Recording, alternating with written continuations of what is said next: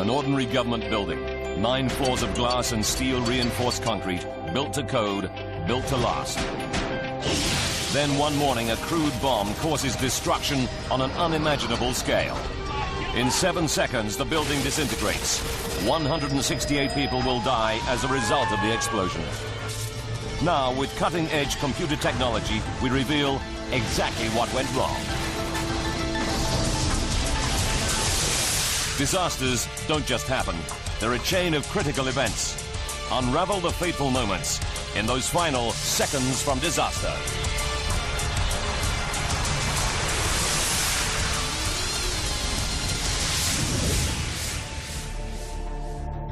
The United States. Midwest. Kansas. April 18, 1995. 4:30 in the morning. A truck pulls out of a motel in Kansas. 3 hours later, it drives off the road and parks beside a lake. The driver is on a mission against the American government. He fills 13 208-liter barrels with a deadly combination of chemicals. The next day, April 19, he drives the Ryder rental truck and its lethal cargo south on Route 77. Every hour takes him closer to his target. Even the date he has chosen deliberately. Exactly 2 years before, in Waco, Texas, federal agents storm a militia compound. At least 75 people die. During the siege, the man visits Waco to show his support for the armed resistors inside. He blames the U.S. government for their deaths and vows revenge. His name is Timothy McVeigh.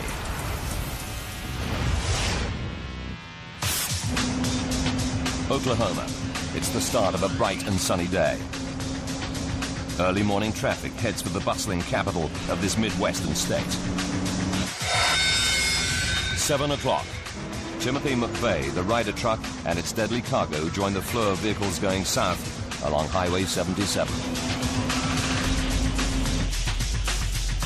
Ahead, out of the plains, rises Oklahoma City. A regional center in the American heartland where numerous government agencies are located in one particular building. The 9-story Alfred P. Murrah Federal Building houses 16 federal agencies, including Housing and Urban Development, a military recruiting office, and the Secret Service. Built 18 years earlier, the Murrah was a modern, purpose-built office block with a glass atrium and a wide pedestrian plaza at its front off Robinson Avenue. And at its rear, the glass-fronted facade towers above 5th Street. The first floor of the Murrah is a daycare center. Employees in the Murrah and other downtown offices leave their children here while at work. One of them is 35-year-old Dolores Watson. This morning, she heads in early to drop off her 20-month-old grandson, PJ. PJ was full of life. He just pulled off his coat and a little jacket. He was happy. He was ready to go play. PJ joins 20 other toddlers and preschoolers in the daycare center. Some are as young as 6 months. The eldest is 5 years old. I was able to see him during the course of the day. He was accessible to me from my job. Dolores, a telephone engineer, often services the phones in the Murrah. But this morning, she heads across town to a meeting. 8:15. McVeigh is 35 minutes away from Oklahoma City, heading straight for the center of town and the Alfred P. Murrah Federal Building.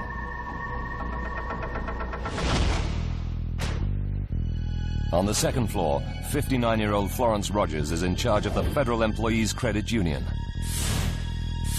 She's looking forward to seeing colleagues as it's her first day back from vacation. I was anxious to get to work because I had scheduled a meeting with some of my upper management people I was very excited to show my cruise pictures, anxious to get my day started and to take care of business. 8:53. Timothy McVeigh is in rush hour traffic that fills the downtown streets. 4 months earlier, he checked out the Murrah and selected it as his target. His plan is to park the truck filled with explosives right beside it. 8:55. The Social Security office is on the ground floor of the Murrah. Inside, 20-year-old Dana Bradley, her children, mother and sister, join the waiting line. They're standing near the rear entrance of the building, just off 5th Street. My mom stood in line for us while me and my sister stood by the door and filled out the papers for the Social Security card for my son. Driving along 5th Street, McVeigh's truck is filmed by a security camera. He pulls over. Inside the cab, he's drilled a hole and fed a crude fuse wire through to the bomb barrels in the back. He lights the fuse. He now has only 5 minutes to park the truck and make his getaway before the bomb explodes. 9 o'clock. The Ryder truck is forced to stop at a red light, 91 meters shy of the target. There are just 2 minutes left to burn on the fuse. McVeigh crosses Harvey Avenue and drives to the rear of the Murrah building. Dana Bradley, still waiting in line, spots the truck from the ground floor window.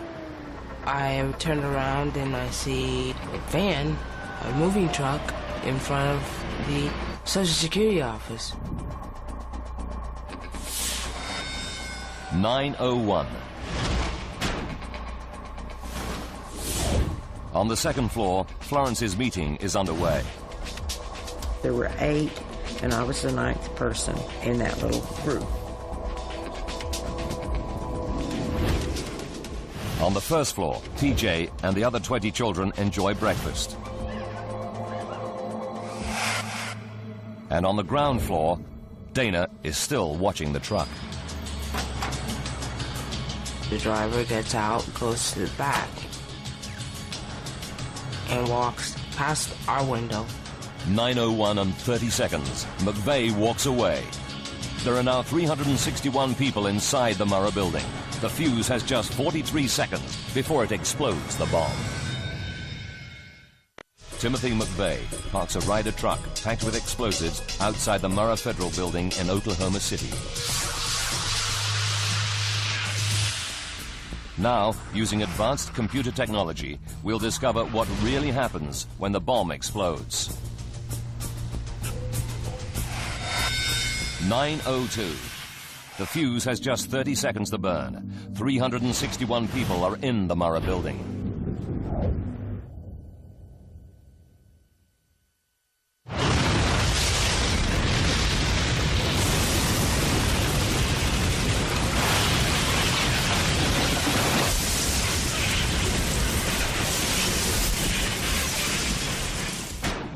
Dana Bradley is on the ground floor in direct line of the blast. All I seen was a violet light, and everything was black. On the second floor, Florence Rogers is in a meeting with 8 of her staff.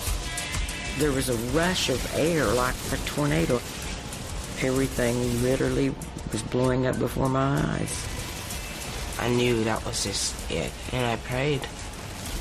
I said, God, please save me. I have 2 kids to take care of. Dolores Watson's grandson is in the daycare center on the first floor, directly above the exploding truck. The entire front of the federal building was nothing but glass. The children that were in the windows were just over the blast.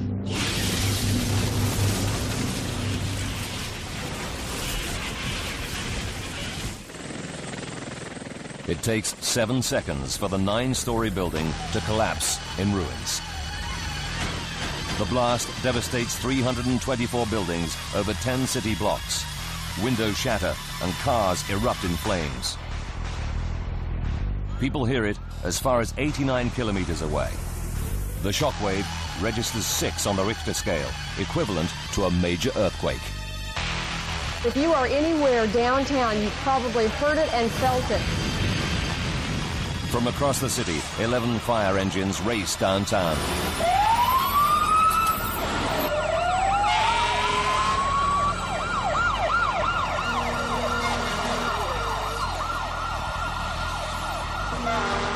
Firefighter Chris Fields is one of the first on the scene. You just see these hordes of people running towards us and having no idea what we were about to step into. District Fire Chief Mike Shannon arrives 4 minutes after he hears the explosion. Looked like that we were in a war zone and we'd been strafed. It was just overwhelming. He takes charge of the rescue squads about to enter the dangerously unstable ruins. Produces the type of carnage that isn't seen in earthquakes or tornadoes or anywhere else. Ow. Holy cow. About a third of the building has been blown away. More than 5,000 square meters of offices are reduced to 650 square meters of rubble. The frantic search for survivors begins.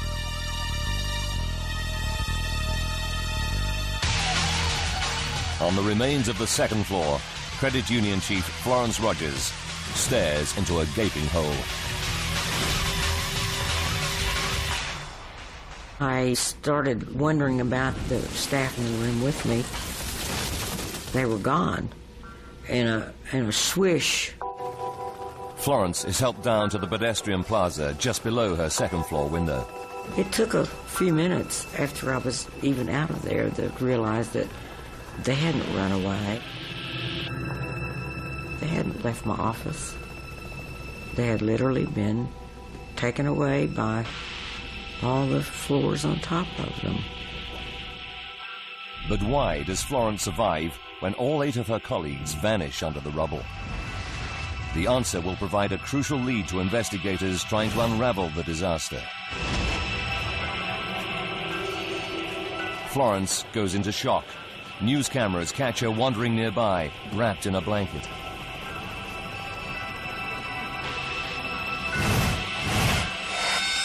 "9:08. 7 blocks away, Dolores Watson hears the explosion. Her 20-month-old grandson, PJ, is in the daycare center on the first floor.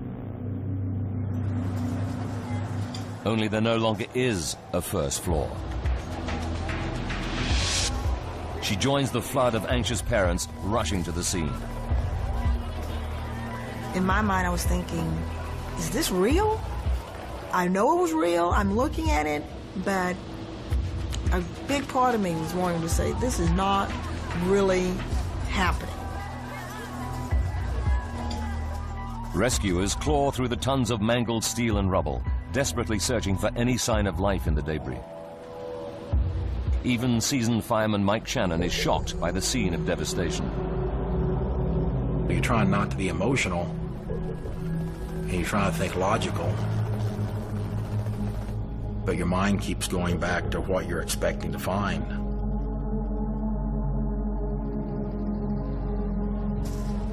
Rescuers begin to find people alive. One is a baby boy. He's rushed to hospital in critical condition. It's PJ. And I saw his little face, and he was wrapped all in these gauze, and he was sedated, and he was laying there, but I mean, there was his arms, there was his legs, and there was my baby, you know. They told me that his chance of survival were very slim, and that the next 24 hours would be crucial.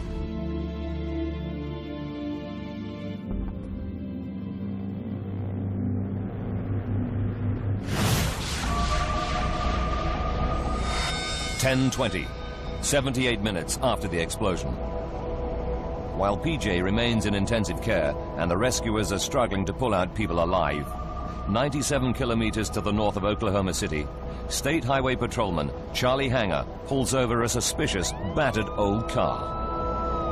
Drove up alongside the yellow Mercury Marquis. I had realized that there was not a tag displayed on the rear bumper and stopped it. I saw a tall, young white male. We met more or less between the two cars. I asked him for a driver's license.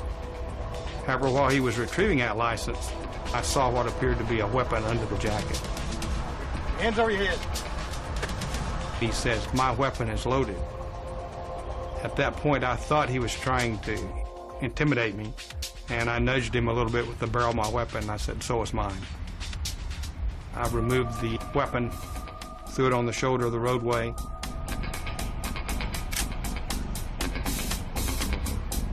And he was then handcuffed and placed in my unit. Officer Hanger checks the man's ID. It was a Michigan driver's license. I looked at the picture. It appeared to be the same individual I had stopped. And it did list Timothy James McVeigh as the name. He arrests McVeigh for the missing license plate and the loaded gun.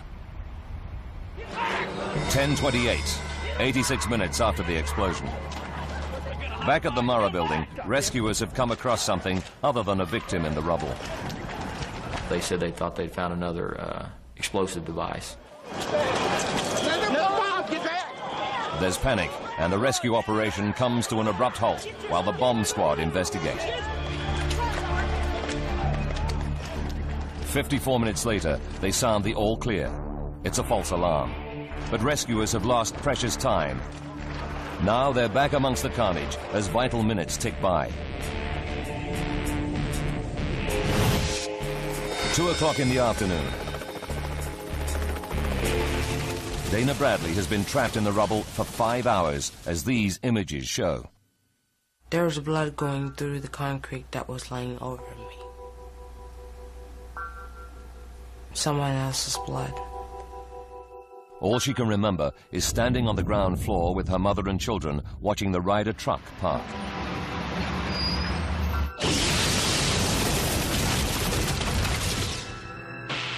Dana has been found hours earlier but can't be moved. Her leg is trapped under a massive concrete floor. If they're to save her, the rescuers have only one option. And they said the only way we're going to be able to get you out of here is to cut your leg off. Dr. Andy Sullivan, senior orthopedic surgeon, rushes to the scene. I just kind of said a prayer, God be with me, and kind of combat crawled into the area. Had to go under some rebar, reinforcement steel. My plan was to use just sharp instruments and separate the leg from the thigh through the knee. I was awake and aware of them cutting my leg off. She was awake. She was screaming. And they said the sound was so bad, it broke their heart to hear me scream like that. I don't remember any of that. She says she doesn't remember any of this, and so I hope that's true.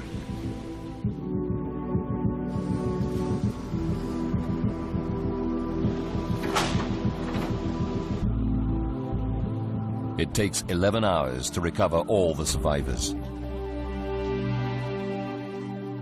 168 people have died as a result of the explosion, including 19 children, all under the age of 5. A photo of a baby being carried from the rubble comes to symbolize the tragedy. It's taken only seconds after she's handed to fireman Chris Fields. And I was just standing there looking down at her and just thinking, you know, that knowing this is somebody's baby. She had an open wound to her skull, and I pretty well knew at that time that she had already passed. The explosion and collapse of the building takes everyone by surprise. Oklahoma City had never suffered such a catastrophic disaster until this moment.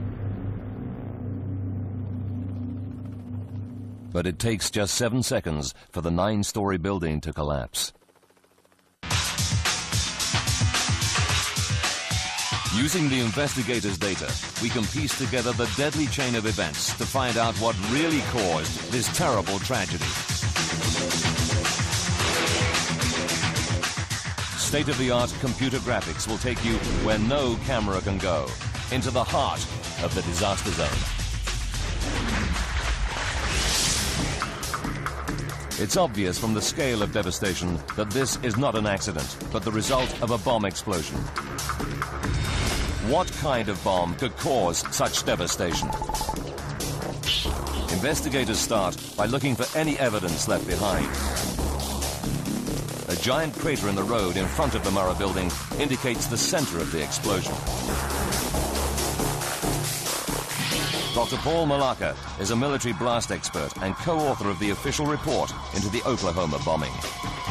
What we did is use the crater size to estimate the size of the explosion. It was a question of working backwards. We now have the crater, so how big must the explosive have been? The bomb crater is 9 meters wide and 2.5 meters deep. We estimated that it was approximately 4,000 pounds of TNT. That's equal to 4 major battlefield bombs used by the U.S. military.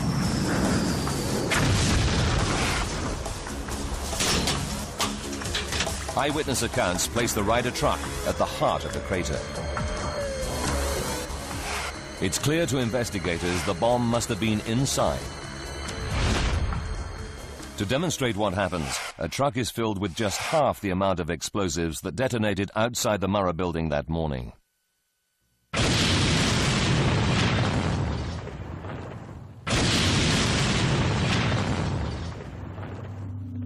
The bomb that explodes in Oklahoma City destroys virtually everything close to the blast, including the vehicle that carried it.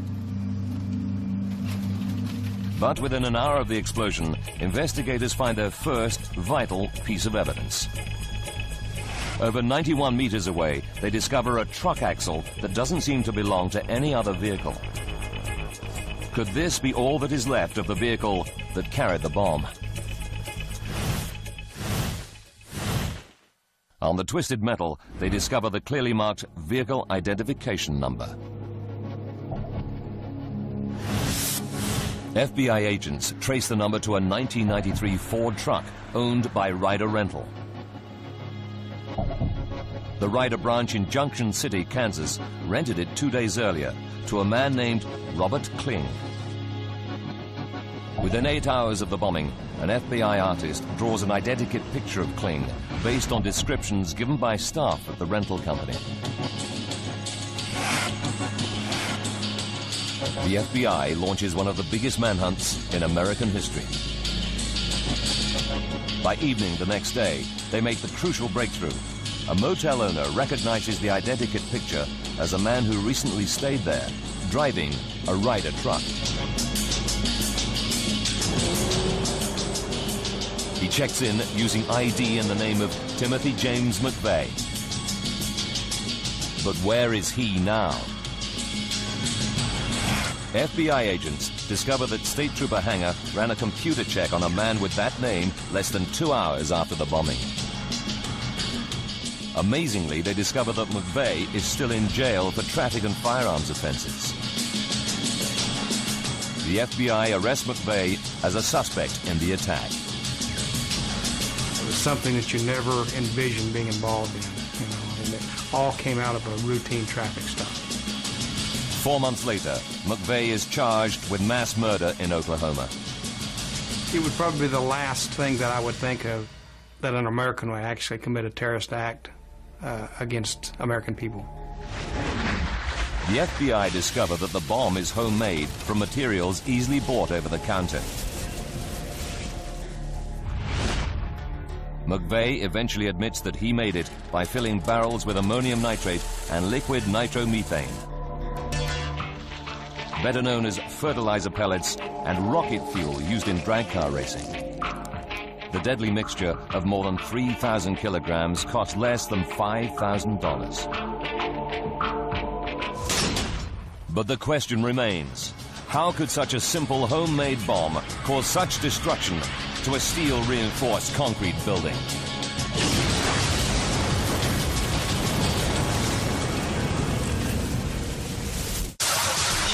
A bomb explodes outside the Murrah building in Oklahoma City.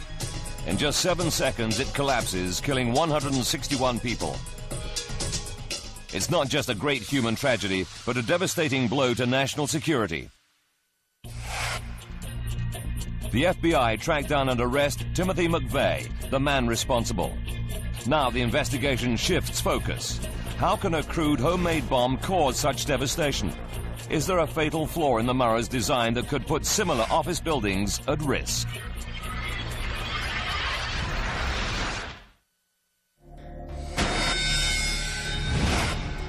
The architecturally acclaimed Murrah building is in fact extremely well designed.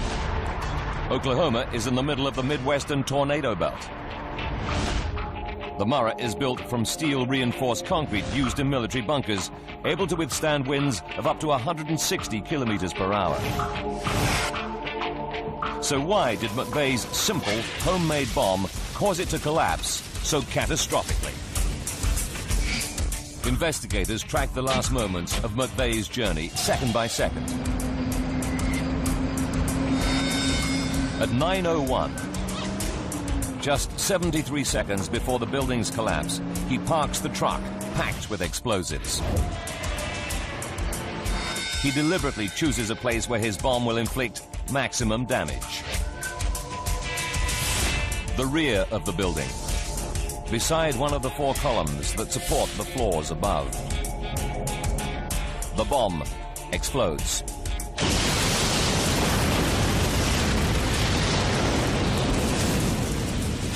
In just 7 seconds, the Murrah is reduced to rubble. What happens during those 7 seconds now becomes the focus of the inquiry. The ruins of the building hold the vital clues that will provide answers. Dr. John Osteras is a renowned structural engineer who analyzes how buildings collapse. Part of my expertise is being able to read buildings. I can form sort of a three-dimensional mental image of what's going on. It would tell me how the building had responded. You see the patterns of how beams and columns broke apart. For Dr. Osteras, the broken floors and twisted columns are key pointers in working out exactly how the building reacts following the bomb blast. This film of a military test shows what happens during an explosion. The first stage is the bomb's lightning-fast blast wave. As the bomb's energy is released, it compresses air particles in its path to create a shock wave. This compressed air travels faster than the speed of sound, sweeping away everything in its path. The blast wave goes through the building in a blink of an eye. So we can break it down into what happens millisecond by millisecond. A millisecond is 1,000th of a second, about the time it takes for a person to blink twice, or a bullet fired from a gun to travel 1 meter. So to understand how the catastrophe unfolds, we'll use unique computer simulations to slow down the chain of events. Millisecond by millisecond, we'll see how the blast wave cuts through the building to answer the tragic question of why so many died. 7 seconds before collapse, the bomb explodes. In the first millisecond, 1,000th of a second, the shock wave covers 4.75 meters, traveling at 5 kilometers per second, and hits the closest part of the building, the column McVeigh parked next to. Engineers call this column G20. The blast wave hits G20 with immense power. Dr. Malaka is an explosives expert. Researching his report into the bombing, he conducts scale model blast tests on concrete columns with the same dimensions and properties as G20.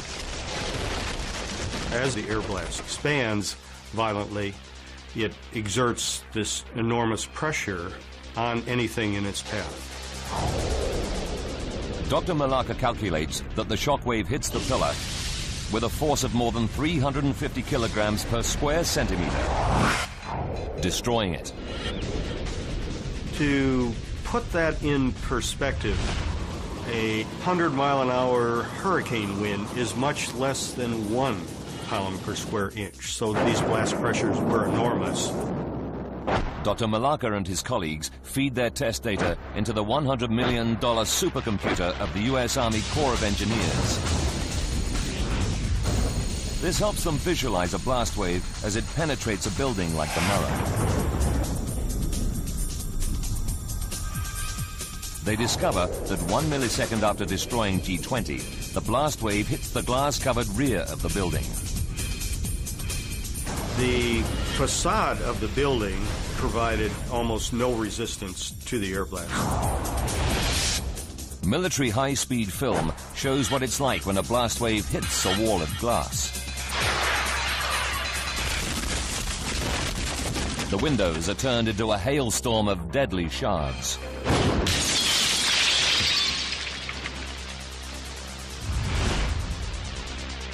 After shattering its windows, the blast wave penetrates the Murrah's entrance lobby. I knew that was just it, and I prayed. The void of the atrium acts like a funnel. Channeling the deadly blast wave up into the building, it slams into the underside of the first floor at more than 16,000 kilometers per hour. Tragically, directly above is the Children's Daycare Center, where baby PJ and 20 other children are playing. 15 children, aged from 6 months to 5 years, are killed.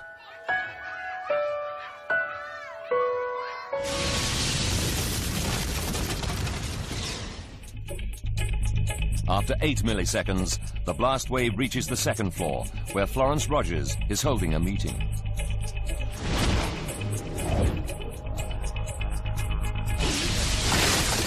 It was like a bad dream. Everything literally was blowing up before my eyes. The blast wave continues to surge up through the building. It reaches the 8th floor in just 31 milliseconds, the time it takes for a vehicle airbag to inflate after a crash. But as it travels upwards, it is rapidly losing its destructive energy. The yellow highlight shows how the damage decreases as the blast wave rises through the building and shows that floors 4 and above remain intact. The blast wave is over, but it's what happens next that causes the greatest destruction. In less than 7 seconds, all 9 stories collapse. Those who survived the initial blast are now crushed under tons of falling concrete.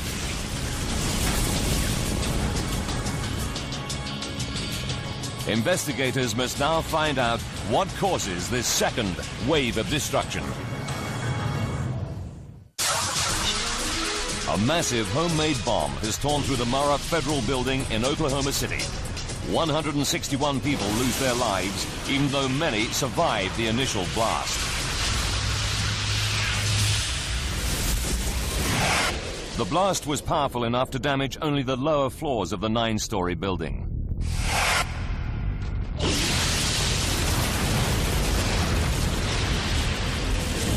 Investigators now struggle to understand why the upper floors collapsed as well. In an effort to solve the mystery, they revisit the first moments of the explosion. As the blast wave spreads, it destroys the closest frontal column, known as G20, in less than 4 milliseconds. Above the remaining 3 columns is a massive girder, known as a transfer beam, that runs the length of the building. This transfer beam carries the weight of the 6 floors above. These floors in turn are held up by 9 columns. These 9 columns pass the building's weight down to the transfer beam, which then distributes it evenly across the 4 pillars below. At first, some experts believe that after destroying G20, the blast then damages 2 more pillars under the transfer beam. With the pillars blown away, the beam loses its support and falls, taking all the upper floors with it.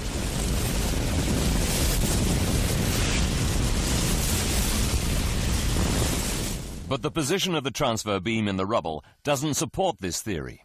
It hasn't fallen straight down as it would if the columns had collapsed beneath it. Instead, the transfer beam is discovered lying inside the building, suggesting it's been pulled inwards. It was in the debris pile behind the columns, so it was supported on this column, and it was found in the debris pile behind the column. For Dr. Osteras and his colleagues, the location of the collapsed transfer beam provides the vital clue. They can now piece together what happens in those crucial 7 seconds after the explosion.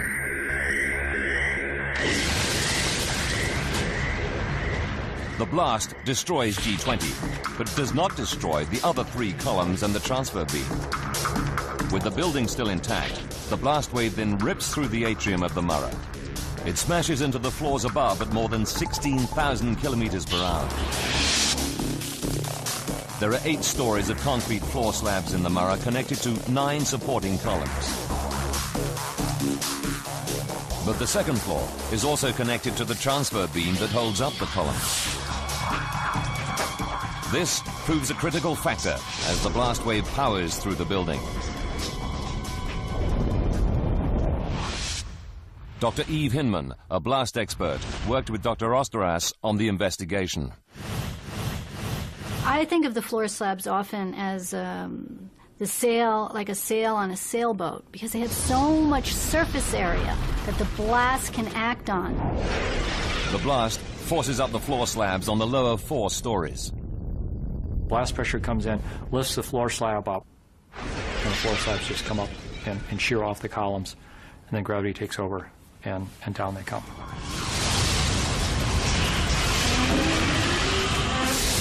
And so within milliseconds, we got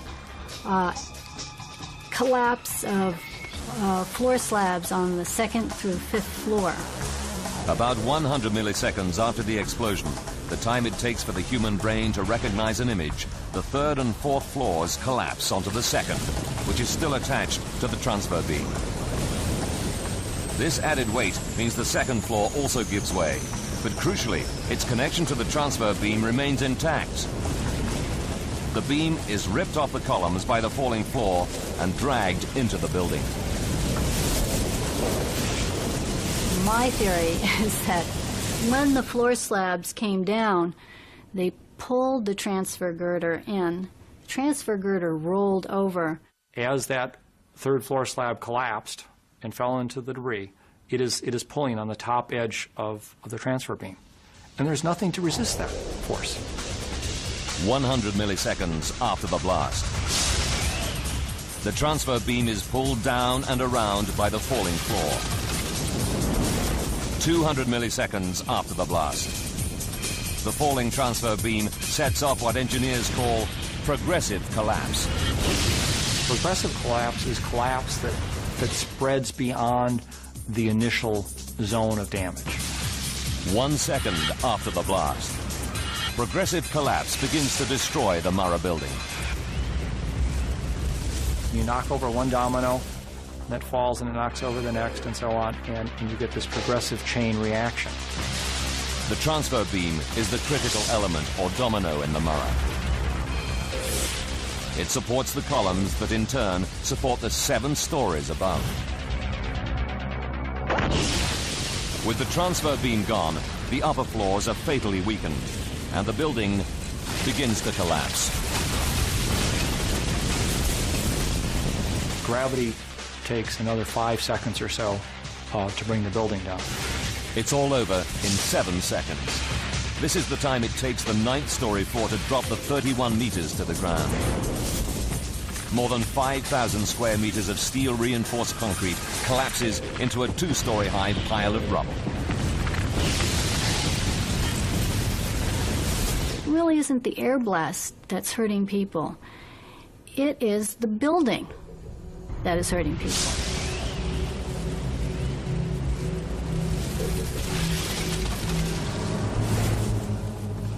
Among those killed by the collapsing building are Florence Rogers' 8 employees who are with her on the 2nd floor.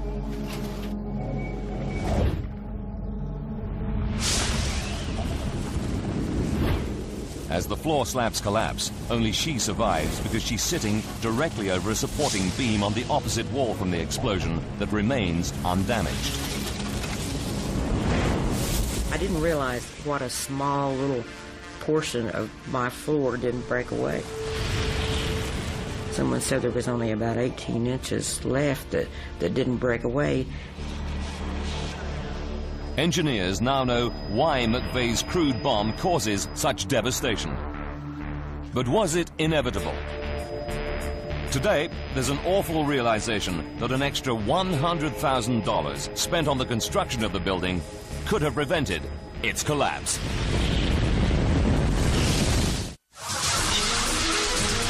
April 19, 1995 is a date Oklahoma City will never forget. The day 168 people are killed when a massive truck bomb explodes outside the Murrah Federal Building. But could the building's devastating collapse have been prevented? A new seismic study has assessed how the Murrah building would have responded if it had been built to Californian earthquake-resistant standards, something not required in Oklahoma. Its conclusions are startling. It reveals that only one exterior column and the lower floors would have been damaged. As their computer simulation shows, the building would have remained intact. To meet the earthquake-resistant code, the whole building would have been strengthened with much more reinforced steel. This added steel would have tied the building together and stopped the fatal failure of the transfer beam. The catastrophic progressive collapse would never have happened.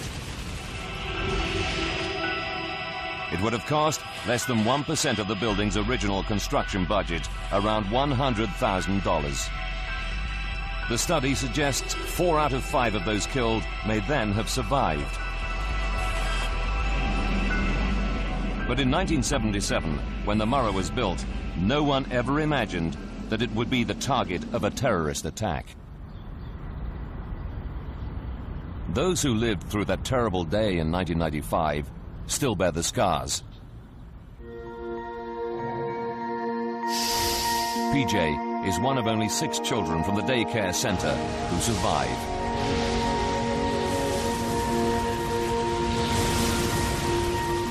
His grandmother, Dolores Watson, mounted a tense vigil beside baby PJ's incubator. For 9 years, he's lived with a tracheotomy tube down his throat to help him breathe. It was only removed in 2003. I made the statement once that when the trach was out, that PJ and I would be able to move from April 19th to April 20th. But each day when this child looks in the mirror, the scars are still there. As their second-floor office fell to the ground, Florence Rogers lost 18 of her 33 colleagues at the credit union.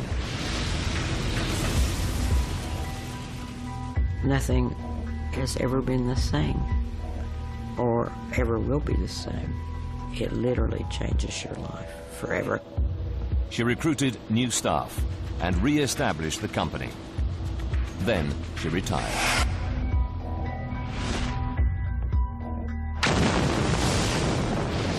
The falling floors killed Dana Bradley's mother, her son, and 3-year-old daughter.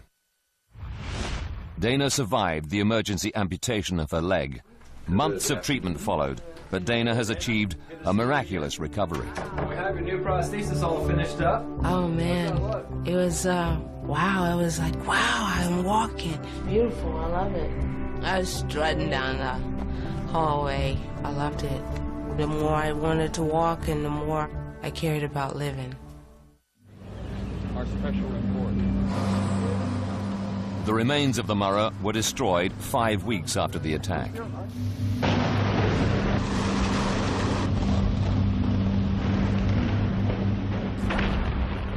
Five years later, the site opens as a national memorial to remember the 168 lives lost that day. The site commemorates the exact moment in time that hurt so many. The road the truck parked on is gone, replaced by a lake. There's one chair for every life lost. Man, woman, and child. Across the street from the site of the Murrah, a new federal building opened in 2003. State-of-the-art, its design incorporates key lessons learnt from April 19. There's no point for the building to stand after the event if everyone inside is killed. It's about saving people. The lobby, the entrance that funneled so much of the explosion into the Murrah, is now protected by 2-centimeter steel blast shields. The glass is new generation blast-proof material designed not to shatter. But the most effective measure to prevent a repeat of the tragedy is also the cheapest. Ram-proof bollards surround the building's perimeter, so no one can park close to it. This simple step would have stopped McVeigh driving his truck up to the Murrah and limited the destruction that followed. Timothy McVeigh is found guilty of mass murder and executed by lethal injection on June 11, 2001, 74 months after his bomb kills 168 people. But the stark reality remains. There's little that can be done to stop a determined terrorist who decides to target innocent civilians. Most office buildings around the world are just as vulnerable as the Murrah. If a bomb went off outside them, they would react just as catastrophically as the Murrah in those fatal 7 seconds at 9:02 on April 19, 1995.